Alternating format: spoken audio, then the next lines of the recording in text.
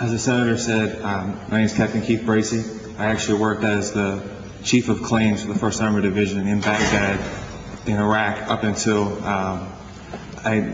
about August of 2003. Unfortunately, I was injured and had to leave, so I was not able to actually meet Marla, but one of my closest friends from the military, Jonathan Tracy, was and worked pretty closely with her.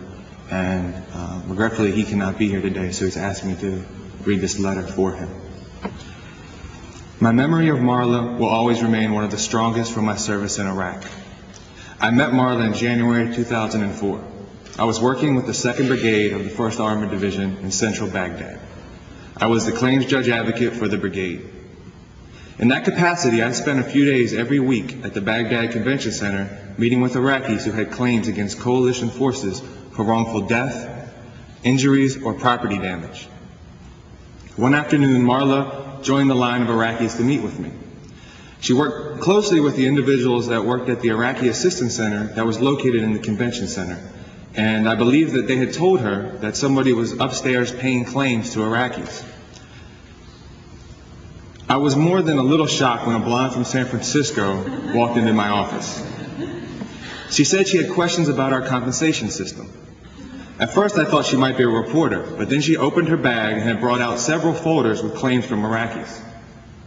I could tell that she had traveled throughout Iraq collecting and documenting some of the most serious claims civilians had against our coalition forces.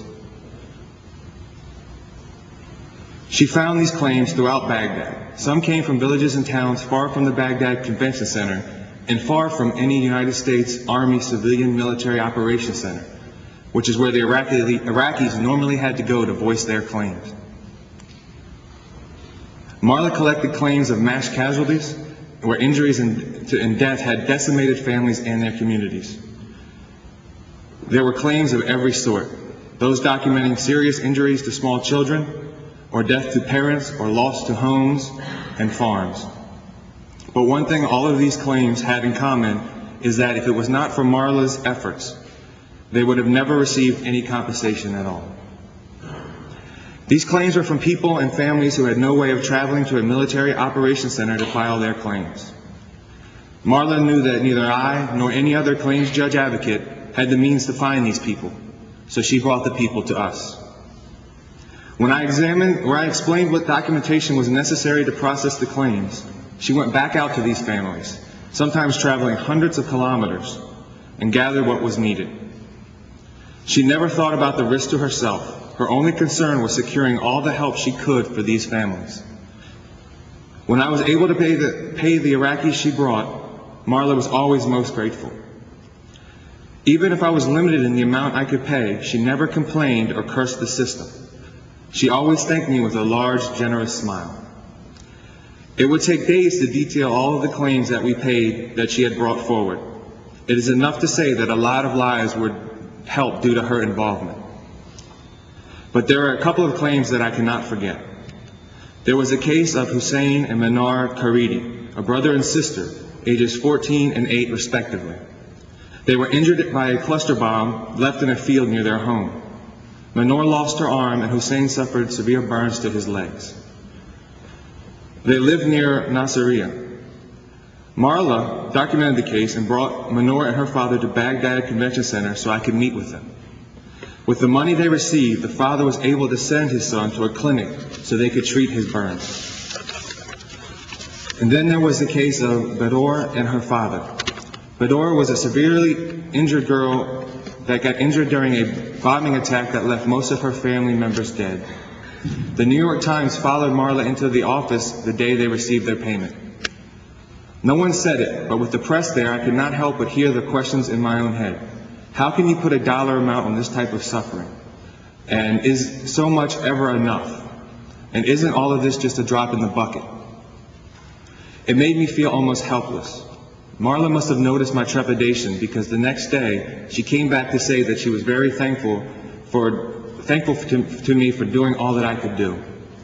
Her simple words of encouragement found a special home in me, and they helped me make sense of what was going on in a country in that country and what I was doing there. For that, I am forever grateful to her. Over the next few months, Marla regularly came to 2nd Brigade's headquarters inside the Green Zone. Unlike most everyone else, she never needed me to write her a pass. Her blonde hair and smile always found a way past the checkpoint. She would bring me new files every week. She worked tirelessly with her assistant to find claims and collect all documents and information I needed. She made sure that each claim was valid and that everything I needed could be found in the file. Her agenda was very clear and honest.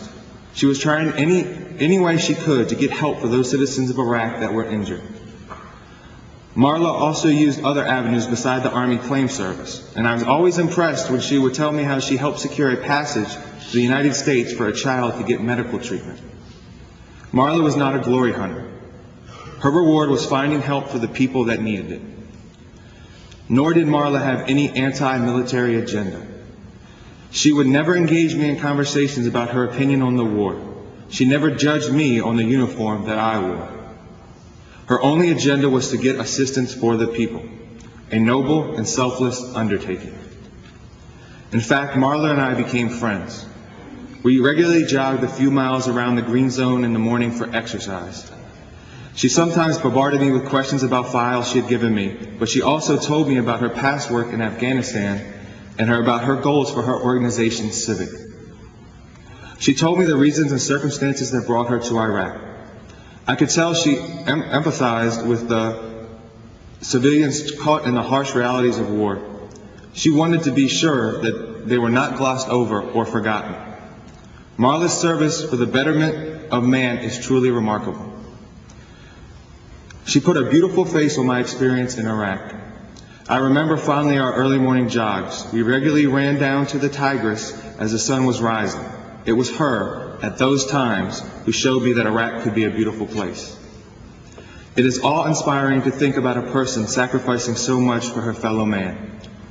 I was in Iraq doing a job I was assigned to do. But she was there on her own, completely of her own free will.